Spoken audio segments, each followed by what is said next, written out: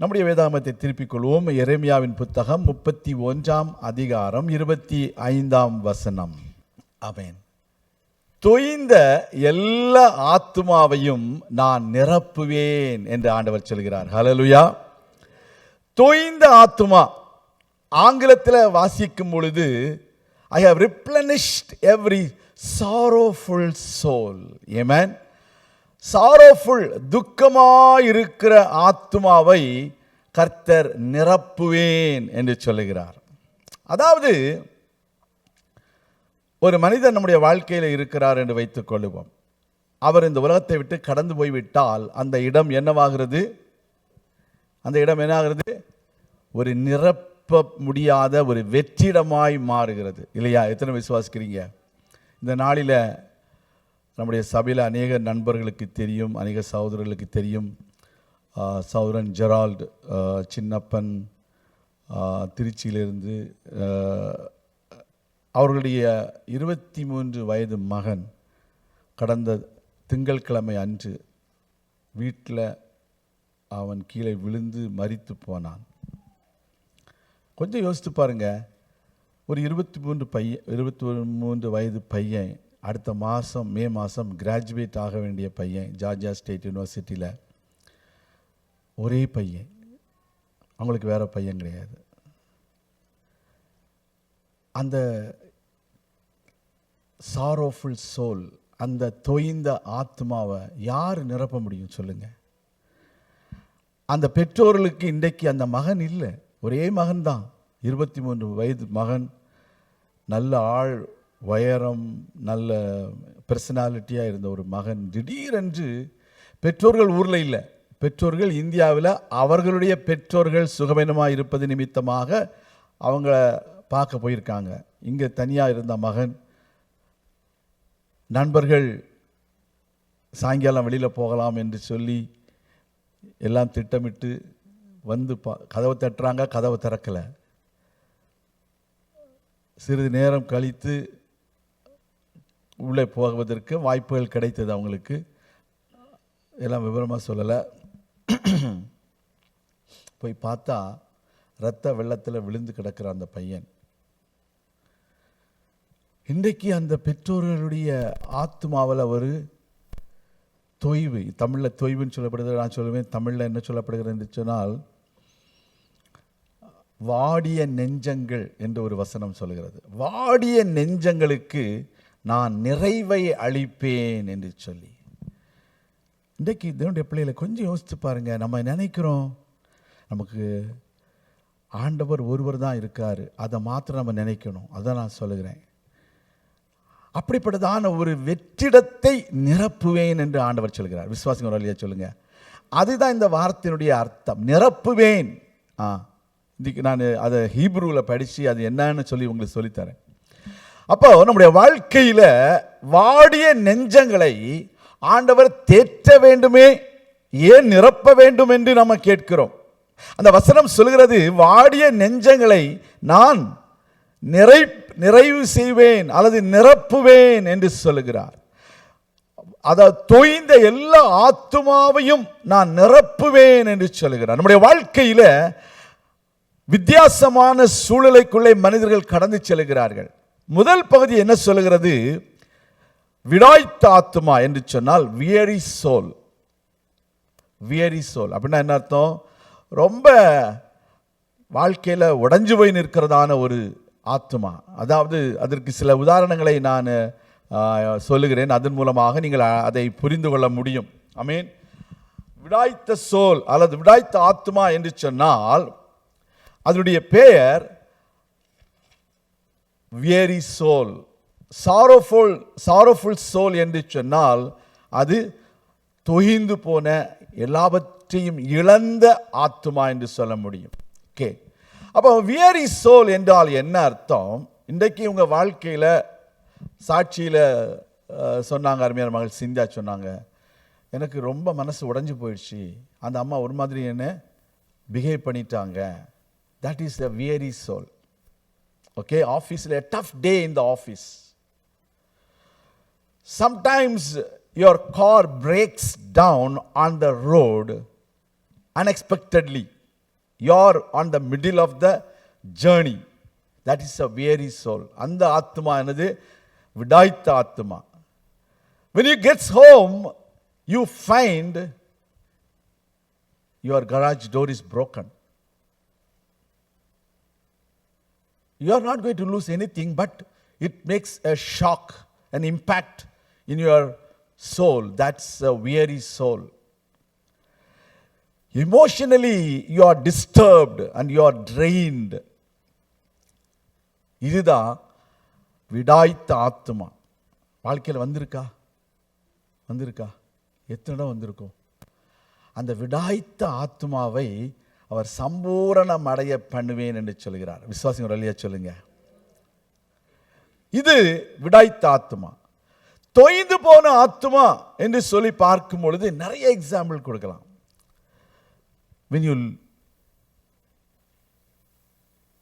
When your beloved one, whoever it may be, has left you to be with the Lord. அதாவது நமக்கு அருமையானவர்கள் நம்மை விட்டு ஆண்டவரிடத்தில் போயிட்டாங்க அப்படின்னா என்ன அர்த்தம்? அந்த இடத்த யாராவது நிரப்ப முடியாது. நிரப்ப முடியுமா? நம்முடைய அம்மா இருந்த இடத்த யாராவது நிரப்ப முடியுமா? நம்முடைய சகோதரன் இருந்த இடத்த யாராவது நிரப்ப முடியுமா? இல்லையா? அப்போ அந்த ஆத்மானது sorrowful soul. No one can fill that empty space. அதுதான் sorrowful. அதோடு மாத்திரமல்ல, a friend whom you loved much rejected you. அப்படி வச்சுக்கணும். நீ அதிகமாய் நேசித்த ஒரு மகனா இருக்கலாம், அல்லது ஒரு நண்பனா இருக்கலாம், உங்களை என்ன செய்துட்டான்? வெறுத்து தள்ளிவிட்டான். உதாரணமாக அப்சலோம். உங்களுக்கு தெரியும், சொந்த அருமையாக நேசித்த ஒரு மகன் யாரு? தாவீதுக்கு. அந்த மகன் என்ன செய்கிறான்? அப்பாவுக்கு விரோதமாகவே கூட்டு சேர்ந்து உளவாளிகளோடு சேர்ந்து ஆலோசனை பண்ணி என்ன செய்கிறான்? சதி செய்கிறான்.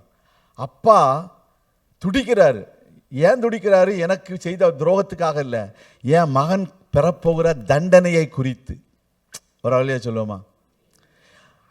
இப்படி பண்ணிட்டானே, ஆண்டவர் இவனை சும்மா விட மாட்டாரே. ஆண்டவரே, அவன் ஆண்டவரத்துல தான் கேட்குறான், அவன் அழுகுறான், என் பகனை ஒன்றும் செய்கிறாங்கப்பா, யுத்தத்தில் ஒன்றும் பண்ணிடாதீங்க, அவனை மெதுவாக நடத்துங்க. அப்போ அவனுக்கு எவ்வளவு அவனுடைய ஆத்துமால என்ன இருந்திருக்கும்? மகன் இப்போ துரோகியாக மாறிட்டான். அது வரைக்கும் மகனாக தான் இருந்தான், இப்போ யாராக இருக்கிறான்? அப்போ அந்த இடத்தை யார் நிரப்ப முடியுமா? கொஞ்சம் யோசித்து பாருங்க. அந்த மகனை எவ்வளவு அருமையாக வளர்த்துருப்பான். அந்த மகன் எவ்வளவு பெற்ற மகன் உங்களுக்கு தெரியும், அப்சலோம் யாருன்னு. ஓகே, இப்படி ஒன்று. ரெண்டாவது, இதே போல் நிறைய சொல்லிட்டு போகலாம். சில சமயங்களில் ஸ்தோத்திரம், when you get a negative report from your boss, promotion கிடைக்காது, ரைஸ் கிடைக்காது, அடுத்த வேலைக்கு போக முடியாது. என்ன செய்வோம்? இவ்வளோ நாள் கஷ்டப்பட்டு உழைத்தோமே, இவ்வளோ நாள் பிரயாசப்பட்டோமே, இவ்வளவு நாள் நம்ம இந்த நிறுவனத்திற்காக, ஆர்கனைசேஷனுக்காக, இந்த அதிகாரிக்காக சொன்னதெல்லாம் ராத்திரி பகலாக செய்தோமே, இன்னைக்கு திடீர்னு அப்ரைசல் வரும்பொழுது நெகட்டிவாக எழுதிட்டாருன்னு வச்சுக்கோங்க. நடக்குதா இல்லையா? நடக்குமா நடக்காதா? ஏன் நடக்காதுன்னு சொல்கிறீங்க? இந்தியாவில் நடக்குது.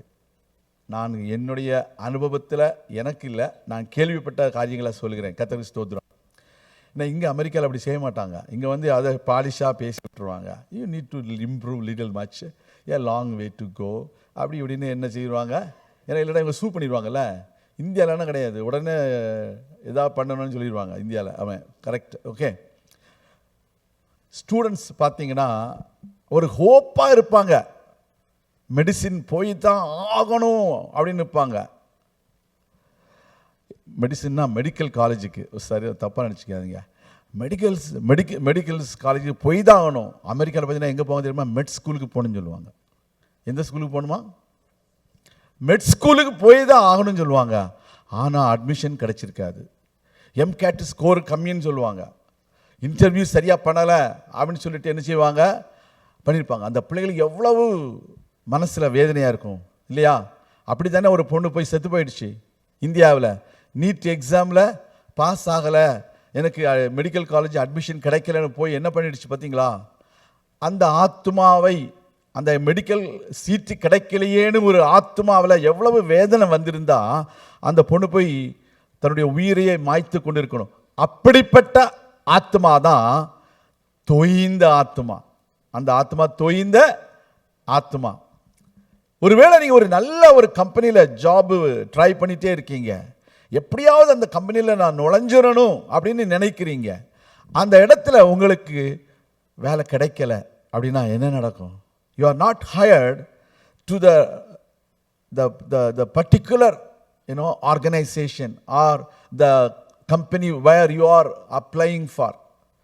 What will happen? You are hoping much, ஆனால் அது உங்களுக்கு கிடைக்கல, என்ன பண்ண முடியும்? ஸோ இப்படிப்பட்டதான உள்ளம் என்ன உள்ளமா? தோய்ந்த உள்ளம். ஒரு ஆளியா சொல்லுங்க ஹல்லேலூயா. கர்த்தருடைய பிள்ளைகளே, இன்றைக்கு ஆண்டவர் சொல்கிறார், இப்படிப்பட்ட சூழ்நிலைங்க இருக்கீங்களா? கர்த்தர் உங்களை தேற்ற போகிறார், உங்களை நிரப்ப போகிறார். ஹல்லேலூயா. இன்றைக்கு நிரப்புகிறது என்று சொன்னால் இந்த word I have replenished every sorrowful soul அப்படின்னு போட்டிருக்குது. ரிப்ளனிஷ்ட் என்ற வேர்டுக்கு என்ன தெரியுமா அர்த்தம்? ரிப்ளனிஷ்ட் என்று சொன்னால் இழந்ததை கர்த்தர் திரும்ப தருவேன் என்று சொல்கிறார். ஹல்லேலூயா. நான் இழந்த சமாதானத்தை உங்களுக்கு திரும்ப தருவேன். ஹல்லேலூயா. அப்போ நம்முடைய வாழ்க்கையில் இந்த ரிப்ளனிஷ் என்பதற்கு ஆண்டவர் சொல்லுகிற காரியம் என்ன? உங்களை நான் திரும்ப கட்டுவேன். வரலையா சொல்லுவோமா? உங்களை திரும்ப புதுப்பிப்பேன் என்று சொல்கிறார். உங்கள் வாழ்க்கையில் எப்பேற்பட்ட உங்கள் சூழ்நிலை இருந்தாலும் fill something again, whatever it may be. It may be a space that you may think that it is not possible to fill in, but the Lord God says, I will fill it again. Amen. I will fill it again.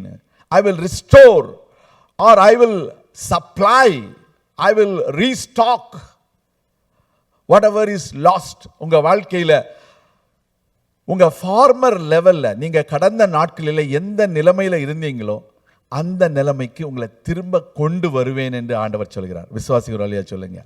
அதுதான் நிரப்புவது. இப்போ இந்த தண்ணீர் இருக்கிறதுன்னு வைத்துக்கொள்ளும். இந்த தண்ணீர் குடித்து முடிந்தவன நிரப்ப முடியுமா முடியாதா? இது முடியாது என்று கப்பத்துக்கு துறப்பட்டுருவோமா? இல்லை. என்ன செய்கிறோம்? again we fill it and bring it to the normal level, normal heat, whatever it is called. But the same way, அதே போல ஆண்டவர் சொல்கிறார், இன்றைக்கு விடாய்த்த உங்கள் ஆத்துமாவை நான் எப்படி சம்பூர்ணமடைய செய்வேனோ அதே போல I will replenish your sorrowful soul today. Amen. இந்த மாதத்தில் பாருங்க, இந்த மாதத்தின் ஆரம்பத்தில் இந்த வார்த்தையை கொடுத்தாரு. இந்த நாளில் இந்த வசனத்தை நம்ம தியானிப்பதற்கு ஆண்டவர் உதவி செய்கிறாரு. இன்றைக்கி ஒரு சம்பவம் இப்படி நடந்திருக்குது. நேற்றுக்கு நாங்கள் போய் பார்த்துட்டு வந்திருக்கிறோம். இப்போ இந்த சர்ச்சு முடிஞ்ச பிறகும் நாங்கள் போகணும். கொஞ்சம் யோசித்து பாருங்கள். இன்றைக்கி அந்த குடும்பத்திற்கு ஒரு வார்த்தையை கொடுக்கறதுக்கு தான் இந்த வார்த்தையை என்ன கொடுத்துருக்காருன்னு விசுவாசிக்கணும். வரலையா சொல்லுங்கள். இன்றைக்கி எத்தனை பேர் நீங்கள் உங்களுடைய நண்பர்களுக்கு இந்த வார்த்தையை சொல்லி ஆண்டவர் உங்களை நிரப்புவார்னு சொல்லுங்கள். ஹல்லேலூயா. எப்படி நிரப்ப முடியும் அப்படின்னு கேட்டிங்கன்னா, பரிசுத்த ஆவியினால் நிரப்பப்பட வேண்டும். ஹல்லேலூயா. அந்த பரிசுத்த ஆவியானவர் நம்மை நிரப்பும் பொழுது நம்முடைய வாழ்க்கையில் ஆவியானவர் முடியாதவைகளை நமக்கு செய்து முடிக்க வல்லமை உள்ளவராக இருக்கிறார். ஹல்லேலூயா. கர்த்தருடைய பிள்ளைகளை எபேசியர் இருக்கிற நிருபம் 5வது அதிகாரத்தில் இன்றைக்கு ஒரு மனிதனுடைய வாழ்க்கையில் ஒரு துக்கம் வந்துவிட்டால், ஒரு இழப்பு வந்துவிட்டால், ஒரு துயரம் வந்துவிட்டால் அதை நீக்குவதற்காக அவன் என்ன செய்கிறான்? மனிதனை தான், ஒரு மனுஷனை தான் சொன்னேன், உங்களை பற்றி பேசலை நான் இப்போ. ஆமென். ஒரு மனிதனுடைய வாழ்க்கையில் துக்கம் வந்தால், துயரம் வந்தால், ஒரு இழப்பு வந்தால் அவன் என்ன செய்வான்? நான் சொன்ன எல்லா இன்சிடென்ட் எப்படி? வேலை அப்ளை பண்ணி கிடைக்கும்னு எதிர்பார்த்து அந்த வேலை கிடைத்த உடனடியாக அம்மா என்னெல்லாம் செய்யணும்னு ஆயத்தமாகி இருக்கிற வேலையில் வேலை கிடைக்காம போயிடுச்சு. அப்போ என்ன செய்வான் அந்த மனுஷன்? என்ன செய்வான்? கொஞ்சம் குடிப்பான். பாருங்க வசனம் என்ன சொல்றான்? எபேசியர் 5வது அதிகாரத்தில் என்ன சொல்றது பாருங்க. கர்த்தருக்கு ஸ்தோத்திரம், கர்த்தர் நாமம் மகிமைப்படுவதாக. 5வது அதிகாரத்தில் ஸ்தோத்திரம் 17 முதல் வாசிக்கும் பொழுது, ஆகையால் நீங்கள் மதியற்றவர்களாய் இராமல் கர்த்தருடைய சித்தம் இன்னதென்று உணர்ந்து கொள்ள வேண்டும். முதலாவது, ஒரு இழப்பு வருகிறது என்றால், ஒரு வெற்றிடம் வருகிறது என்றால், கர்த்தருடைய சித்தம் என்னதென்று நம்ம என்ன செய்யணும்? உணர்ந்து கொள்ள வேண்டும். ஆண்டவரே, இதுல என்ன சித்தம்? எனக்கு மெடிசின் சீட்டு கிடைக்கலையே, எனக்கு இந்த குறிப்பிட்ட இடத்துல வேலை கிடைக்கலையே, நான் எதிர்பார்த்த கல்லூரியில் எனக்கு ஒரு அட்மிஷன் கிடைக்கலையே, நான் என்ன செய்ய வேண்டும் என்று தேவனுடைய சித்தத்தை அறிந்து கொள்ளும்படிக்கு நம்ம என்ன செய்யணும்? ஞானம் உள்ளவர்களாக இருக்க வேண்டும். விசுவாசிகள் வழியா சொல்லுங்க. மதியற்றவர்களாக இருக்கக்கூடாதுன்னு வசனம் சொல்லுது. என்ன செய்யணுமா? தேவனுடைய சித்தத்தை அறிந்து கொள்வதற்கு நம்ம முயற்சி பண்ண வேண்டும். ஹல்லேலூயா. முக்கியமா நம்ம எப்போ இந்த வேலை கிடைக்காட்டா ஆண்டவர் இதை விட ஒரு நல்ல வேலை வச்சிருக்காருன்னு விசுவாசிக்கிறவங்கெல்லாம் ஒரு அருளியா சொல்லுங்க. ஆமீன். இந்த காலேஜில் அட்மிஷன் கிடைக்காட்டி இதை விட ஒரு நல்ல காலேஜில் அட்மிஷன் கிடைக்குன்னு ஒரு அருளியா சொல்லுங்க. கடந்த நாட்களில் ஒரு சாட்சி கேட்டேன். ஒரு சகோதரி தான் எதிர்பார்த்திருந்த ஒரு கல்லூரியில், ஒரு மிகவும் புகழ்பெற்ற பெயர் புகழ் பெற்ற ஒரு கல்லூரியில் அவர்கள் இடம் கிடைக்க வேண்டும் என்று மனு செய்திருக்கிறாங்க. அங்கே இடம் கிடைக்கல. ஊழியக்காரர் இடத்துல ஜெபம் பண்ணியிருக்காங்க. ஊழியக்காரர் சொல்கிறாரு, ஒன்றும் கவலைப்படாதீங்க, கர்த்தர் நல்ல கல்லூரியில் தருவாருன்னு. கடைசியில் பார்த்தா ஒரு கல்லூரியில் இடம் கிடைச்சிருக்குது இவங்களுக்கு. அப்போ அவங்க நினச்சிருக்காங்க, சரி பரவாயில்ல, இதுதான் கர்த்தருடைய சித்தம் என்று சொல்லி போயிட்டாங்க. அந்த படிப்பை, அந்த பட்ட படிப்பை முடித்து பார்க்கும் பொழுது இந்த சகோதரி தான் யூனிவர்சிட்டியில் டாப் ரேங்கர். கரங்களை தேடி வர இல்லையா சொல்லுங்க. அவங்க எதிர்பார்த்த கல்லூரியிலிருந்து ஒருத்தர் கூட வரலையா? ஒரு இல்லையா சொல்லுங்க. இன்றைக்கு நம்முடைய வாழ்க்கையில நம்ம எதிர்பார்க்கிறது நடக்காவிட்டா குடிமொழி போய்விட நினைக்கிறோம். நம்ம எதிர்பார்க்கிறது தான் நல்லதுன்னு நினைக்கிறோம். ஆனா கர்த்தருடைய சித்தம் என்னதென்று உணர்ந்து கொள்ளும்படிக்கு நம்முடைய உள்ளத்துல என்ன செய்யணும்? அதை புரிந்து கொள்ள வேண்டும். அதனாலதான் அடுத்த வசனம் சொல்லுது, நீங்க உணர்ந்து கொள்ளாம என்ன செய்யறீங்களா? துன்மார்க்கத்திற்கு ஏதுவான மதுவான வெறியினால் உங்களுடைய கவலையை போக்கலாம் என்று நினைக்கிறீர்கள். அப்படி நினைக்காதீங்க. ஆவியினால் நிரப்பப்பட வேண்டும். அதுதான் ஆவியினால் நிரம்புங்கள். அதான் be filled with the spirit, with the capital S. அதனால பாஸ்டர் ஸ்பிரிட்னு தான் போட்டிருக்கு பாஸ்டர். உங்களுக்கு தெரியுதுல அப்படி சொல்லக்கூடாது. உங்களுக்கு விஷயம் தெரியல பாஸ்டர், எங்களுக்கு தெரியும் அப்படி சொல்லாதீங்க. கேபிட்டல் எஸ்ங்க. இது அமெரிக்காவில் அங்கங்கே போட்டிருக்கோம், ஸ்பிரிட்னு போட்டிருக்கோம். பார்த்தீங்கன்னா கடையில், ஏர்பிளைனில் இல்லை. ஸ்தோத்திரம். அப்போ நான் என்ன சொல்ல வரேன்? முதலாவது தேவனுடைய சித்தத்தை அறிந்து கொள்ள வேண்டும். இரண்டாவது துன்மார்க்கத்திற்கு ஏதுவான வெறி கொள்ளாமல் ஆவியினால் நிரப்பப்பட வேண்டும். அந்த மதுபானம்னு போட்டிருக்குது, அதை நான் விட்டு தான் வாசிக்கிறேன்.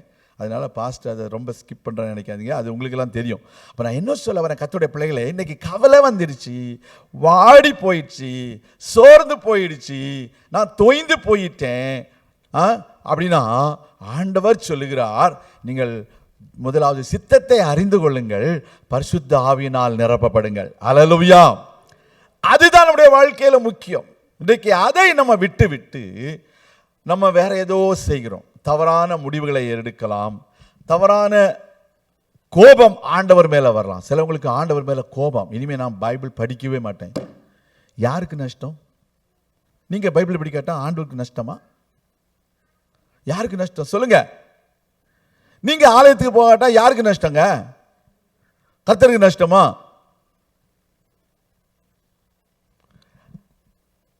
கொஞ்சம் யோசித்து பாருங்க. இன்னைக்கு நம்ம அப்படிதான் நினைக்கிறோம். ஆண்டவர், because God does not give me this and that, I don't do all these things for God. If you don't do, God will make the stones to praise Him. நீங்கள் அவரை துதிக்காவிட்டால் கல்லுகள் அவரை துதிக்கும். ஆமேன், அல்லேலூயா. இன்றைக்கு அந்த மாதிரி நம்முடைய ஆசீர்வாதம் போயிடும். நம்ம பைபிள் படிக்காட்டா நமக்கு தேவனுடைய ஆலோசனை கிடைக்காது இல்லையா? நம்ம ஆலயத்துக்கு போகாவிட்டால் நமக்கு தேவ ஆலோசனை கிடைக்காது. நம்மளை யாரு இம்மிடியட்டா யாரு பிடிப்பாங்க? அவன் வெயிட் பண்ணிட்டே இருப்பான், எவனை விழுங்கலாமோ என்று. அவன் விழுங்கலான்னு நினைக்கும் போது நீங்க அவன் வாயில குதிக்கிற மாதிரி இருந்தீங்கன்னா அவனுக்கு எப்படி இருக்கும்?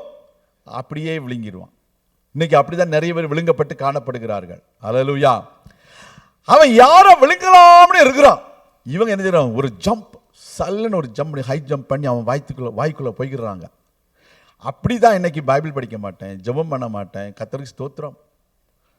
கர்த்தருடைய பிள்ளைகளே, கர்த்தருடைய சித்தம் என்னதென்று உணர்ந்து கொள்ள வேண்டும். ஆவியினால் நாம் நிரப்பப்பட வேண்டும். ஹல்லேலூயா. அப்ப ஆண்டவர் இந்த ரிப்ளனிஷ் என்ற பதத்திற்கு புதிய ஏற்பாட்டில் அதிகமான விளக்கம் கொடுக்காவிட்டாலும் பழைய ஏற்பாட்டில் அந்த வேர்டு நாம் வாசிக்கிறது எங்கே என்று சொன்னால் ஆதியாகமத்தின் புத்தகம் 1ஆம் அதிகாரம் 28வது வசனம். And God blessed them and God said unto them, be fruitful and multiply and replenish the earth. பூமியை நிரப்புங்கள் என்று ஆண்டவர் சொல்கிறார். பூமியை என்ன செய்யணுமா? நிரப்புங்கள். இந்த இடத்துல அந்த வேர்டு இல்லை, நான் சொல்றது கிங் ஜேம்ஸ் வெர்ஷன்ல இருக்கு. பரவாயில்ல, இது பரவாயில்ல. அப்ப பாருங்க, அப்ப உங்க வாழ்க்கையில நீங்க எதை இழந்து போனீர்களோ அதை திரும்ப நிரப்புவேன் என்று ஆண்டவர் சொல்கிறார். சமாதானத்தை இழந்துட்டீங்களா? உங்களுக்கு சமாதானத்தை கொடுத்து உங்களை நிரப்புவார். ஹல்லேலூயா. உங்களுடைய வேலையை இழந்துட்டீங்களா? உங்களுக்கு வேலையை கொடுத்து கர்த்தர் அந்த இடத்தை நிரப்புவார். நீங்க எதிர்பார்க்கிற விட நல்ல வேலையை கொடுப்பார். விசுவாசிக்கிற வழியா சொல்லுங்க. அதே போல நீங்கள் எதிர்பார்க்கிற நன்மைகள் உங்களுக்கு இல்லை என்று சொன்னால் எல்லாருடைய திரும்ப கொடுப்பார். நமக்கு தெரிந்த ஒரு பகுதி, நிறைய எக்ஸாம்பிள் என்கிட்ட இருக்குது, நான் சொல்லுவேன். ஆனால் இந்த வேர்டு ரிப்ளனிஷ்க்கு நம்ம சொல்லிட்டேன், ஏற்கனவே சொல்லிட்டேன், அது டு ஃபில் இன் அப்படின்னு நிரப்புங்கள் என்று சொல்லி. அப்ப சாரோஃபுல், அதாவது தொய்ந்த ஆத்மாவை அவர் நிரப்புவேன் என்று சொல்கிறார். அப்ப சாரோஃபுல் என்றால் என்ன? தொய்ந்த ஆத்மானா என்ன சொல்ல? நம்ம ஊர்ல தொய்ந்து போனது என்று சொல்ல. ஃபார் எக்ஸாம்பிள், ஒரு எலாஸ்டிக் இருக்குன்னு வைத்துக்கோங்க. இந்த எலாஸ்டிக்குடைய எலாஸ்டிசிட்டி போயிடுச்சுன்னா, அது என்னதோ அந்த எலாஸ்டிக்கு பிரயோஜனம் இல்லாமல் ஆயிரும். அந்த எலாஸ்டிக்கில் அந்த எலாஸ்டிசிட்டியை திரும்ப கொண்டு வர முடியுமா? முடியாது. கெமிஸ்ட்ரி படிச்சவங்களுக்கு தெரியும். கர்த்தருக்கு ஸ்தோத்திரம். அது சொல்லலை. இன்றைக்கு உங்க ஆத்மாவில் ஒரு தொய்வு வந்துருச்சு. உலக பிரகாரமா இன்னொரு ஆத்மா பண்ண முடியுமா? ஒரு எலாஸ்டிக் போயிடுச்சுன்னா இன்னொரு எலாஸ்டிக் பண்ணிடலாம். ஆத்மா பண்ணினா ஆத்மா இன்னொரு ஆத்மா கொண்டு வர முடியுமா? இல்லை. அது ஆண்டவர் தான். நான் ஏற்கனவே சொல்லிட்டேன், சித்தத்தை உணர்ந்து கொள்ள வேண்டும், ஆவியினால் நிரப்பப்பட வேண்டும். ஆனால் அதனுடைய முக்கியமான ஒரு கருத்து என்னவென்று சொன்னால், அதனுடைய அர்த்தம் என்னவென்று சொன்னால், என்ன சொல்றாங்கன்னா, அந்த சாரோஃபுல் என்று சொன்னால் டேப், DAW, டேப், AB, டேப், இதுதான் கிரீக் ப்ரொனவுன்சியேஷன். இந்த டேப் என்று சொன்னால் அதுக்கு என்ன சொல்றாங்கன்னா, டேப் is the loss of something that has fulfilled you. When you lose that fulfillment, you feel on emptiness or hole in your heart. உங்க உள்ளத்துல நிரப்பப்பட்டிருந்த நிலைமையிலிருந்து நீங்கள் குறைவுபடுகிற பொழுது, நிரப்பப்பட்ட நிலைமையிலிருந்து நீங்கள் வெற்றிடமாகும் பொழுது, அந்த இடத்துல ஒரு நிரப்புதல் தேவைப்படுகிறது. அப்படிப்பட்ட ஆத்மா தான் இன்றைக்கு சாரோஃபுல் ஆத்மா, அல்லது சாரோஃபுல் சோல், அல்லது தொய்ந்து போன ஆத்மா, அல்லது டேப், த சோல் ஆஃப் டேப் வாசிக்கணும். சாரோ, அந்த ஆத்மாக்கு சாரோ இருக்குன்னு சொல்லணும். அதே போல இன்னொரு வசனத்தை நான் சொல்ல போனா இந்த ஆத்மாவில் ஏற்படுகிறதான துக்கம் சரீரத்தை பாதிக்கிறதை நம்ம பார்க்க முடியும். அல்லேலூயா. ஒரு அல்லேலூயா சொல்லுவோமா? When you have this dab in your soul, you are physically suffering. உங்க ஆத்மா ஏற்படுகிற தொய்வு சரீர பிரகாரமான உங்களுக்கு என்ன ஏற்படுகிறது? பல மாற்றங்களை கொண்டு வருகிறது. உதாரணமாக பசி இல்லாத ஒரு சூழ்நிலை வருகிறது, நித்திரை இல்லாத ஒரு சூழ்நிலை வருகிறது. காரு நடுவில் நின்றுச்சுன்னா தூக்கம் வராமல் இருக்குமா? வராமல் இருக்குமா? காரு நடுவில் நின்றுச்சுங்க, ட்ரிபிள்ஏ கூப்பிடுங்க, மெக்கானிக்கை கூப்பிடுங்க, அல்லது ரோட் சைடு அசிஸ்டன்ஸை கூப்பிடுங்க, ஃபிக்ஸ் பண்ணுங்க, கிளம்பி வந்துட்டே இருப்போம். நைட்டில் தூக்கம் வராமல் இருக்குமா? ஆனால் வேற விஷயங்கள் உங்களுடைய வாழ்க்கையில் வரும்பொழுது உங்களுக்கு என்ன தூக்கமின்மை, உங்களுடைய சரீரத்தில் பிசிக்கலாக சரீர பிரகாரமாக உங்களுக்கு என்ன வருகிறது? ஒரு இழப்பு வருகிறது, வெற்றிடம் வருகிறது. அது வரைக்கும் நல்லா தூங்கிட்டு இருந்தீங்க, இன்னைக்கு நைட்டு தூங்க முடியல. ஏன்? ஆஃபீஸில் நடந்த சம்பவம். நீங்கள் இதுவரைக்கும் நல்லா சாப்பிட்டுட்டு இருந்தீங்க, இன்னைக்கு ஏன் சாப்பிட முடியல? சாப்பிடவே முடியல அப்படி சொல்றீங்க. ஏதோ மனசில் ஒரு இழப்பு. நம்முடைய வாழ்க்கையில் ஏதோ ஒன்று இழந்து போன போது சாப்பிடவே விருப்பம் இல்லை பாஸ்டர், இப்படியே நானும் செத்து போயிடுறேன் அப்படின்பட்டதான் ஒரு உணர்வு மனதிற்குள்ள வருதுவாங்க. இப்படிப்பட்ட ஆத்துமாக்களை கர்த்தர் என்ன செய்வேன்? நிரப்புவேன்னு சொல்றார். ஒரு ஆளுயா சொல்லுங்க. அருமையான தேவனுடைய பிள்ளைகளே, நம்முடைய தேவன் தோய்ந்து போன ஆத்துமாவை நிரப்புகிறவர் என்று நாம் பார்க்கிறோம். உங்கள் வாழ்க்கையில தோய்ந்து போனது நிமித்தமாக, மனம் சோர்ந்து போவது நிமித்தமாக, உங்கள் வாழ்க்கையில நீங்கள் அநேக இழப்புகள், நஷ்டங்கள் மூலமாக கண்ணீருக்குள்ளே கடந்து சென்று கொண்டு இருக்கிறீர்களா? உங்கள் ஆத்மாவை அவர் தேற்றுகிறார், உங்கள் ஆத்மாவை அவர் நிரப்புகிறார், உங்களுக்கு புதிய ஒரு சந்தோஷத்தை கொடுக்க விரும்புகிறார். நாம் ஜெபிக்கலாம். எங்கள் அன்பின் பரலோக பிதாவே, உடைய பிள்ளைகள் வாழ்க்கையில தோய்ந்து போன அவர்களுடைய உள்ளத்தை நீ நிரப்பும். எந்த வெற்றிடம் இருந்தாலும் அந்த வெற்றிடத்தை நிரப்பும். உடைய பிள்ளைகள் வாழ்க்கையில இழப்புகளை கர்த்தர் மறுபடியும் திரும்ப பெற்றுக்கொள்ள அவர்களுக்கு உதவி செய்தருளும். அவர்கள் வாழ்க்கையில் மேலான நன்மைகளை பெற்று உமக்கென்று வாழ தேவனே கிருபையாக இறங்கும். இயேசு கிறிஸ்துவின் நாமத்தில் ஜெபிக்கிறோம் எங்கள் நல்ல பிதாவே, ஆமேன். கர்த்தர் தாமே உங்களை ஆசீர்வதிப்பாராக. ஆமேன்.